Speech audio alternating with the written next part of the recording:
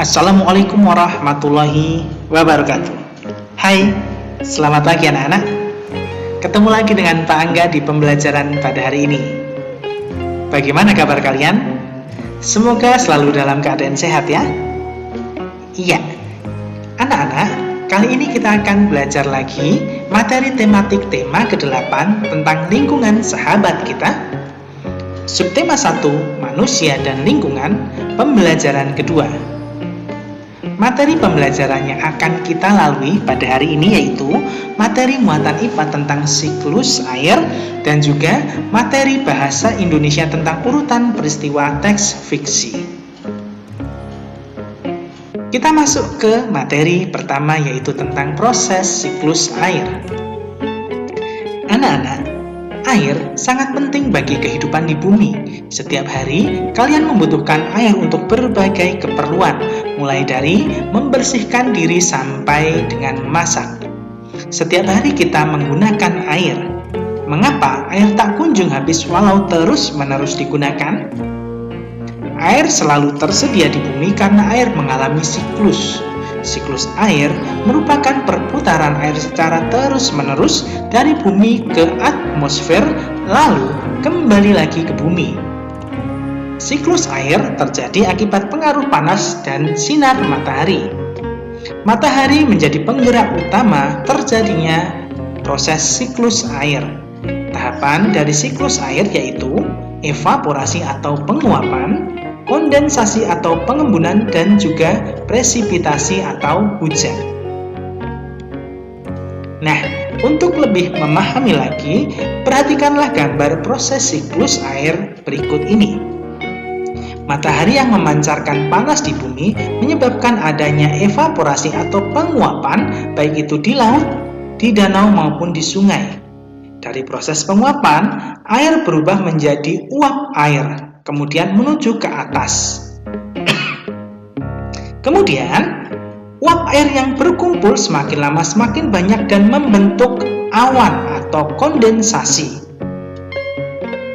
Disinilah terjadi proses kondensasi atau pengembunan. Kemudian, awan yang berkumpul semakin lama akan semakin banyak. Kemudian saat menjadi sangat banyak atau lebih banyak lagi, awan akan menjadi berat karena adanya uap air. Dan di saat itulah awan akan berubah menjadi hujan atau presipitasi. Nah, ketika kita gambarkan dalam sebuah bagan atau siklus, maka akan terjadi atau menjadi seperti ini. Air di bumi terkena panas dari matahari. Kemudian, karena terkena panas, maka akan terjadi proses evaporasi atau penguapan. Uap air kemudian berubah menjadi awan dan terjadi proses pengembunan atau kondensasi.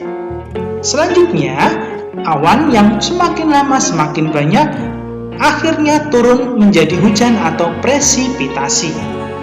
Selanjutnya, dari hujan, air hujan menyerap ke bumi atau masuk kembali ke perairan, baik itu di sungai, di danau, maupun di laut.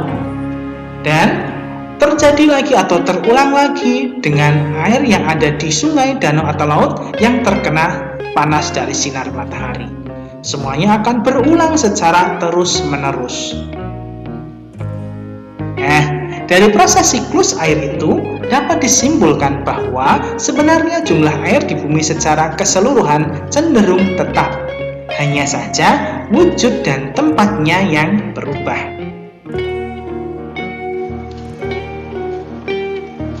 Selanjutnya kita akan mempelajari materi tentang urutan peristiwa teks fiksi.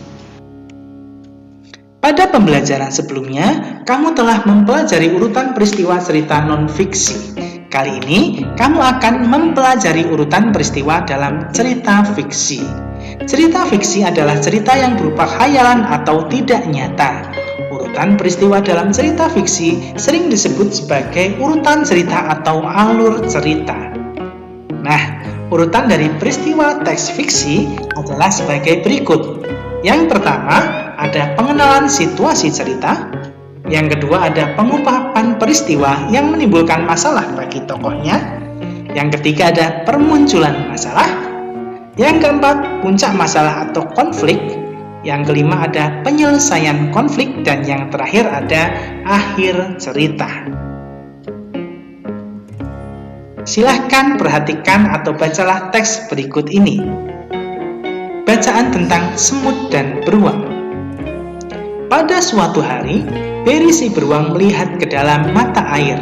Barry mengeluh. Sepertinya air di mata air ini semakin sedikit saja. Pasti bangsa semut terlalu banyak mengambil air. Barry lalu menundukkan kepala, melihat ke tanah dengan teliti. Ia melihat seekor semut hitam berjalan membawa guci mungil di pundak. "Berhenti, semut!" teriaknya. "Aku tak akan membiarkanmu mengambil air di sumber airku lagi. Kamu sudah terlalu banyak mengambil air. Berhenti atau kucakar kau," ancam Barry beruang. Semut hitam kecil itu tidak memperhatikan teriakan Barry. Ia merangkak ke bawah beberapa helai daun kering. Ia terus berjalan menuju sumber mata air. Barry mencakar dan mengendus daun-daun sambil berteriak, "Tak ada gunanya bersembunyi. Aku bisa menemukanmu." Semut hitam berteriak dari arah belakang Barry. "Kenapa kamu pelit sekali?" Bayi-bayi semut di lembah semut sangat kehausan. Air di mata air ini kan masih banyak sekali, bahkan masih cukup untuk 1000 rusa. "Dengar kataku," geram Barry sambil membalik tubuhnya. "Aku tak akan memberikanmu air lagi. Semua semut dilarang mengambil air di sini lagi."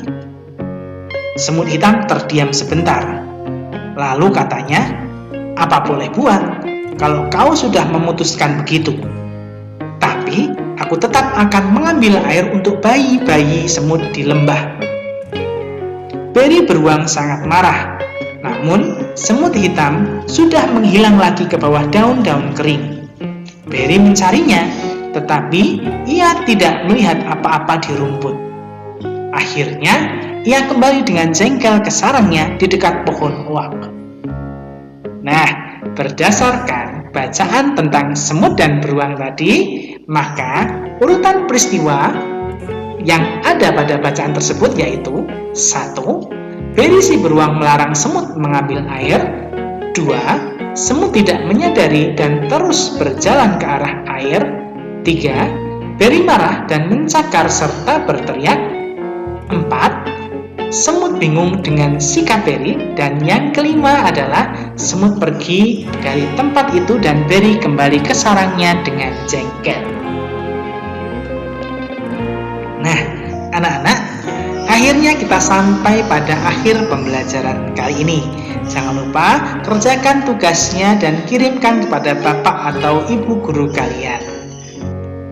Belajar bisa dilakukan dimanapun dan kapanpun. Maka jangan membuat alasan untuk melemahkan semangat belajarmu. Oke anak-anak, Pak Angga akhiri. Terima kasih sudah mendengarkan Pak Angga pada hari ini. Wassalamualaikum warahmatullahi wabarakatuh.